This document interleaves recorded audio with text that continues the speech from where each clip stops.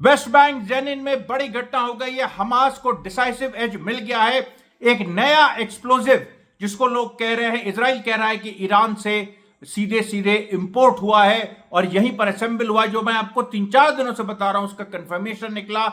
उस एक्सप्लोजिव के इस्तेमाल से कई इजरायली व्हीकल्स उड़ गई हैं। उसके बाद देखिए दूसरी बड़ी खबर, लेबनान से इजराइल विड्रॉ नहीं कर रहा है।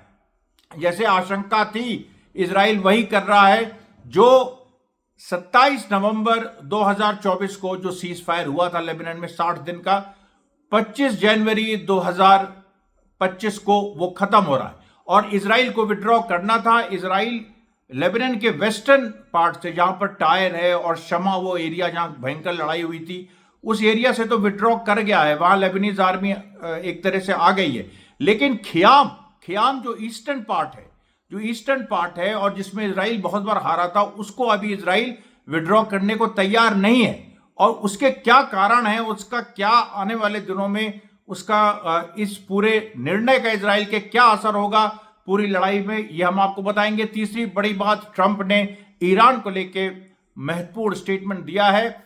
और चौथी बात, जो सीज फायर का जो सेकेंड फेज है, वो जो 25-26 जनवरी से लागू होगा, उसके भी डिटेल्स आ गए। तो ये देखिए, आज अमरीश मिश्रा स्पीक्स में आपका स्वागत है। आज हो सकता है ये वीडियो आपको थोड़ी देर से मिले, 9:30 बजे मिल सकता है, 9:35 में भी मिल सकता है। इसकी अवधि भी थोड़ी छोटी होगी। मेरी तबीयत नहीं ठीक है और इस वजह से, लेकिन फैक्ट्स मैं आपको सारे दे रहा हूं जो आज हुए थे। और जो इसको अंत तक देखिएगा, चाहे ये 17 मिनट का हो, 18 मिनट का हो, 19 मिनट का हो, 20 मिनट का हो, इसको आप अंत तक देखिए। कल आपने हमारी बात रखी, उसके लिए बहुत बहुत धन्यवाद। आपने देखा वीडियो पूरा। हालांकि व्यूज के मामले में थोड़ी अभी समस्या आ रही है, लेकिन मुझे विश्वास है कि व्यूज भी जो है वो धीरे धीरे वो बढ़ते जाएंगे और सब्सक्राइबर भी हमारे बढ़ते जाएंगे। फिर मैं कह रहा हूं कि मेरी तबीयत थोड़ी आज ठीक बिल्कुल नहीं है और इसकी वजह से कुछ मेरी डिलीवरी में प्रॉब्लम हो सकती है। तो देखिए, फिर मैं आपसे बता रहा हूं कि ये वीडियो थोड़ा देर से आपको मिलेगा। अब देखिए, हम सीधे आते हैं विषय पे। और यहां पर जो देखिए, सबसे बड़ी बात यह है कि KJ-37 ग्राउंड एक्सप्लोजिव, ये यहां पर 2 एक्सेस, यानी जेनिन में एक इलाका जो जेनिन कैंप है, मैंने बताया था कि उसके बाहर जो मस्जिद है और उसके बाहर जो एरिया, उसमें कल इजरायलीज की व्हीकल उड़ाई गई थी, इजरायली हताहत हुए थे।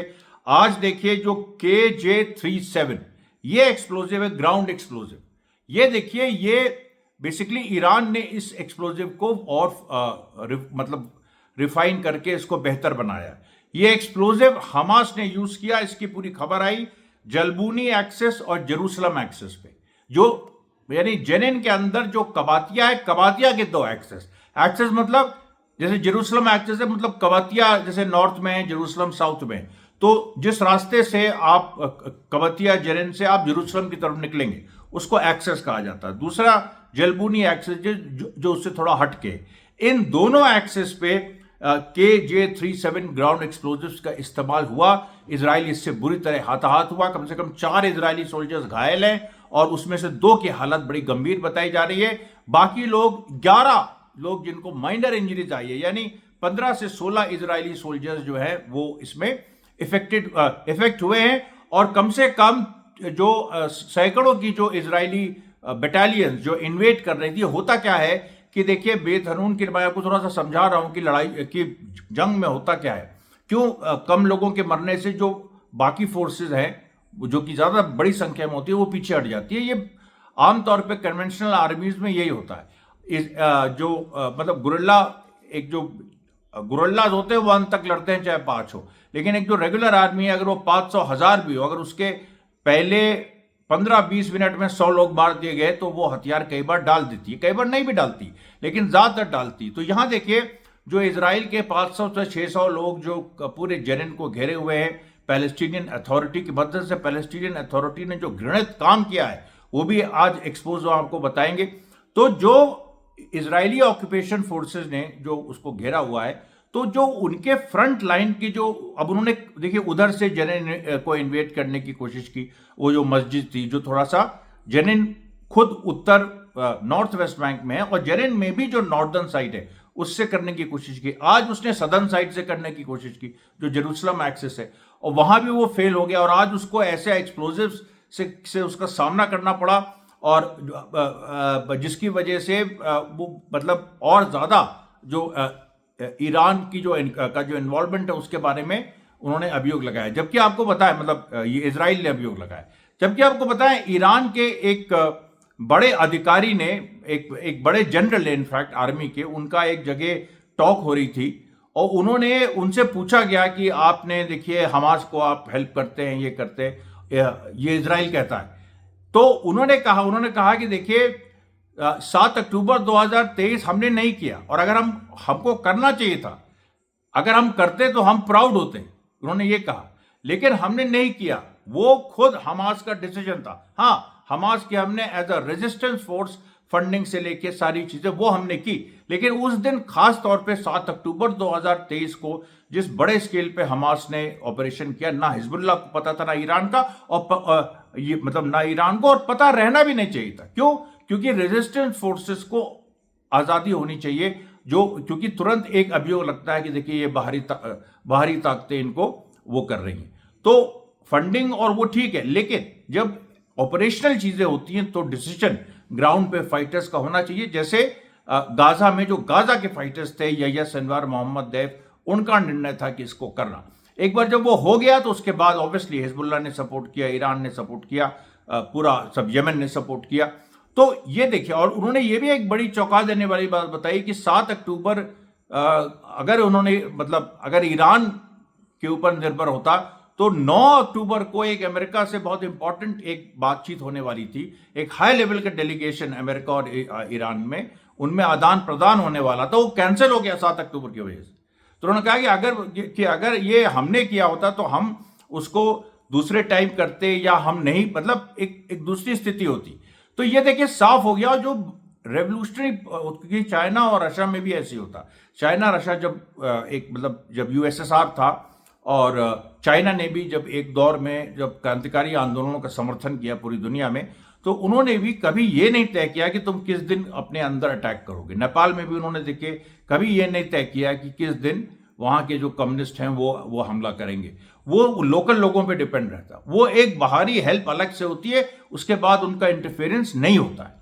तो यही चीज ईरान की है, ईरान का कोई भी इंटरफेरेंस नहीं है। वहां जो लोकल पैलेस्टीनियंस हैं वही डिसाइड करते रहे, अपना फ्यूचर भी वही डिसाइड कर रहे हैं। ये सीजफायर भी उन्होंने तय किया, इसमें भी देखिए कोई ऐसा नहीं था कि उसमें तो खैर किसी ने अभियोग भी नहीं लगाया, इजराइल तक ने अभियोग नहीं लगाया कि वहां से ईरान का कोई डेलीगेशन आया था उसने सीज फायर कराया। नहीं, वो सीधे सीधे हमास का। और इसमें देखिए ट्रंप का जो पूरा एक गेम है, वो हमने आपको कल उसकी तरफ हमने हिंट किया था। मैं आज उस पर एक स्पेशल वीडियो बनाने वाला था, लेकिन वो वीडियो बन नहीं पाया मेरी तबीयत की वजह से। वो मैं कल आपके सामने पेश करूंगा।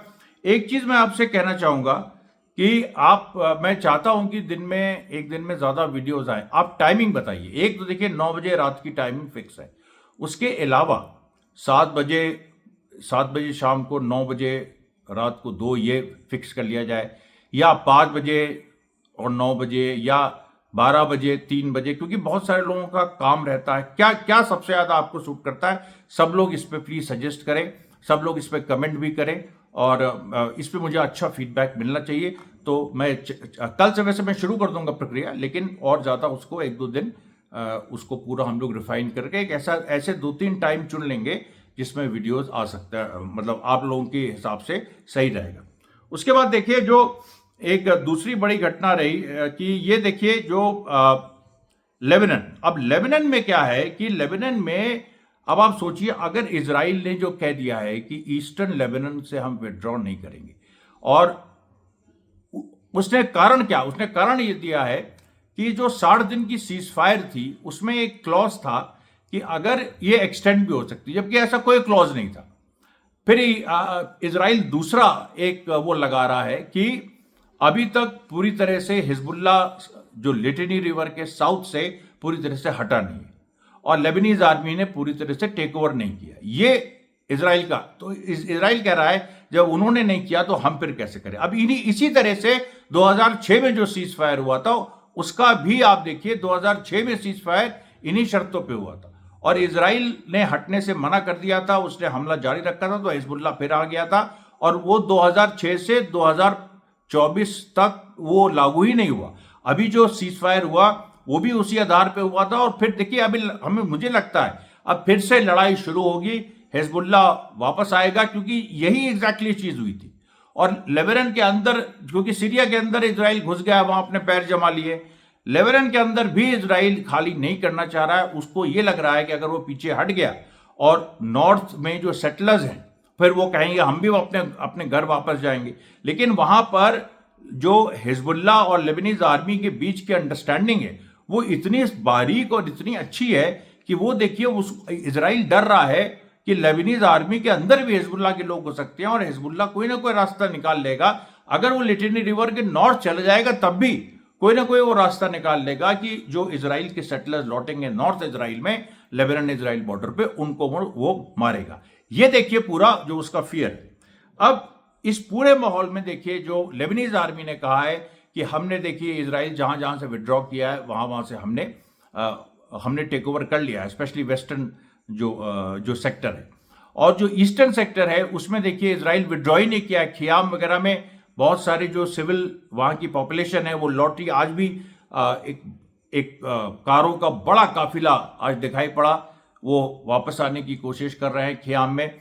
लेकिन वही है कि इजराइल अभी भी देखिए वहां घरों को डिमोलिश कर रहा है और इजराइल चाहता है कि बिल्कुल जो बॉर्डर एरिया है उसको बफर जोन बनाने के चक्कर में, हालांकि ऑफिशियली बफर जोन इजराइल नहीं बना सकता है लेकिन फिर भी वो अनऑफिशियली बनाना चाहता है, इसलिए वो और टाइम मांग रहा और ये मांग रहा। और एक जो ग्रेटर इजराइल की बात है वो तो खैर ज्यादा प्रोपेगेंडा वाली बात है। मैं मानता हूं इजराइल की इतनी औकात अभी नहीं है कि वो ग्रेटर इजराइल वगैरह के बारे में बहुत आगे बढ़ सके। लेकिन इजराइल को डर है, ये डर है जो उसका कह रहा है कि हम विड्रॉ नहीं करेंगे, और उसने यूएस को भी इन्फॉर्म कर दिया। अब ये देखना है प्रेसिडेंट ट्रंप इस पर क्या कहते हैं। हो सकता है कि वो इजराइल को विड्रॉ कराए, और या ये भी हो सकता है कि वो कहें हिजबुल्लाह से कि 2-3 दिन रुक जाओ, हम विड्रॉ करा देंगे। क्यों? क्योंकि ट्रंप ने आज ईरान पे एक बड़ा यूनिक उन्होंने बयान दिया। अब देखिए अब ये जो ट्रंप का जो बयान है ये देखिए बड़ा एक इसका महत्व बढ़ जाता है, क्योंकि इसमें देखिए जो बात कही गई है, मैं इसको एक मिनट, हाँ ये देखिए डोनाल्ड ट्रंप ने ये कहा है कि मिलिट्री स्ट्राइक्स जो ईरान के न्यूक्लियर प्रोग्राम पे ये नहीं होनी चाहिए। क्या कहा है कि ईरान के न्यूक्लियर साइट्स पे मिलिट्री स्ट्राइक्स नहीं होनी चाहिए। इजराइल का मानना है कि होनी चाहिए। और नेतन्याहू बड़े बड़े कसीदे पढ़ रहे थे ट्रंप को, मैंने आपको बताया, बड़े बड़े कसीदे। और उधर ट्रंप जो है वो उसने इजराइल का नाम भी नहीं लिया। जब गाजा के बारे में उससे पूछा गया, ऐसा लगा कि वो हमास के साथ डील चाहता है। उसके बाद देखिए ट्रंप के बारे में एक चीज जान लीजिए, he is a transactional president, यानी वो डील करना उसको अच्छा लगता है कि डील हो, प्रैग्मेटिज्म हो, पैसा बने दोनों तरफ, और अमेरिका के लिए ऑफ कोर्स ज्यादा बने। और वो वॉर को मानता है कि इससे उसने करके देख लिया 2016 से 2020 मिलिट्री इंडस्ट्रियल कॉम्प्लेक्स अमेरिका को बैठा देगा। तो इसलिए वो देखिए उसने कहा कि ईरान पे उस तरह से नहीं होना चाहिए, स्ट्राइक नहीं होनी चाहिए। उसके बाद जो सबसे जो इंटरेस्टिंग बात है कि ट्रंप से यह कहा गया कि क्या आप इससे कुछ ईरान से डील में जाएंगे। तब ट्रंप ने क्या कहा? ट्रंप ने कहा कि डील अगर ईरान करता है तो अच्छी बात है। अब यही ट्रंप था जिसने न्यूक्लियर डील जो ओबामा के समय ईरान और यूएस में हुई थी, हालांकि वो ईरान के खिलाफ थी, तो उसको ट्रंप ने फिर भी एक ऑप्टिक्स के लिए देखा जाए तो चलिए वो डील हुई थी, उसको ट्रंप ने रिवोक कर दिया, डील खत्म कर दी। अब वो कह रहा है कि ईरान के साथ डील हो सकती है, Iran hopefully will make a deal. और दूसरी लाइन सुनिए, and if they don't make a deal I guess that's okay too. अब आप देखो, कह रहा है कि डील वो ईरान के साथ कर सकता है और अच्छी बात होगी, लेकिन अगर नहीं करेगा तब भी अच्छी बात होगी। इसका क्या मतलब है? ये मैं आपको देखिए लगातार मैं ट्रंप को ट्रैक कर रहा हूं, और इस तरीके से जो ट्रंप का जो कंसिस्टेंट एक एटीट्यूड है, और शुरू से इस पर लोग कह भी रहे हैं, मेशराम साहब के और भी लोग हैं जो ये कह रहे हैं कि आप उस पर वीडियो बनाइए कि ट्रंप की जो बयानात रहे हैं इस पर देखिए एक 2-3 वीडियोस बनाने पड़ेंगे, लेकिन शुरुआत हम इससे कर सकते हैं कि ट्रंप के जो जीतने के बाद जो उनके बयान रहे हैं, जीतने के जस्ट पहले वो ईरान के बारे में क्या कह रहे थे, और जीतने के समय जब या जैसे जिस दिन पोलिंग थी 5 नवंबर 2024, उसके जस्ट पहले उन्होंने क्या कहा, उसके जस्ट बाद का क्या कहा, और आज तो, और 20 जनवरी 2025 इनॉग्रेशन के बाद तो उनका पूरा स्वर ही बदला हुआ है। आज भी देखिए इसका कंफर्मेशन हो गया। हालांकि लेबनान के सवाल पे उनका बहुत बड़ा टेस्ट है कि वो इजराइल को मनाते हैं कि नहीं, या इजराइल पे दबाव, मनाना तो खैर गलत शब्द है ट्रंप के लिए, दबाव इजराइल को वो कितना डालते हैं कि तुम वहां से विड्रॉ करो। इजराइल देखिए क्या फंसा हुआ है, गाजा में सीज फायर हो गया, वहां से उसको गाली पड़ी भयंकर, और वहां देखिए नई नई खबरें। आज हमास ने एक अपना वीडियो, एक 8 मिनट का वीडियो रिलीज किया, जो 28 दिसंबर से 15 जनवरी तक उसने डेथ एम्बुशेस, जो लगातार एक वेव चलाई जिसमें करीब सैकड़ों मतलब ये सैकड़ों कह रहे हैं, मतलब दर्जनों इजराइल के जो सोल्जर्स और ऑफिसर्स मारे गए, और जिससे इजरायली सेना की कमर टूट गई। वही बात हो गई कि जो उनका फ्रंट लाइन है वो चला गया, और उसके बाद जो संख्या थी, संख्या कुछ नहीं कर पाती कन्वेंशनल आर्मी की, तो जो संख्या थी उसने भी लड़ने से मना कर दिया, क्योंकि उसको लग रहा था कि हम इस तरह से लड़ेंगे तो हम मारे जाएंगे, इसमें जीतने की संभावना कम है। तो और इजराइल को यह भी लग रहा था, जो नई बात सामने आई, कि आईडीएफ सरेंडर भी कर सकता है अगर ऐसी सिचुएशन आ गई। अगर 5 इजरायली सोल्जर्स ने भी सरेंडर कर दिया और वो कैमरे में कैप्चर हो गया, जो हमास कर लेता है, तब तो बहुत ही बड़ा बवाल हो जाएगा।